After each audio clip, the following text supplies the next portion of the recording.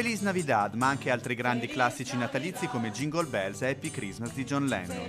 E questo è il repertorio con cui 4.000 babbi Natale volontari, partecipanti al secondo Canta Natale, hanno rallegrato gli animi dei bambini ricoverati nel reparto di pediatria dell'ospedale di Padova. Un'edizione che è andata oltre i più rosi auspici, nonostante la pioggia battente. Le persone mi chiedevano, scrivevano sui social, no? Ma si fa lo stesso? E dicevo sì, si fa lo stesso. Soffrire un po' per la pioggia è stata una buona motivazione per esserci, per stringerci, per condividere un gesto d'amore. I partecipanti sono sfilati da Prato della Valle fino all'ospedale per poi improvvisare un concerto fuori dai cancelli di fronte agli sguardi dei bambini rimasti dietro ai vetri del reparto. E per loro sono arrivati anche i supereroi Spider-Man, Batman e Iron Man, degli acrobati travestiti che si sono calati dal tetto dell'edificio.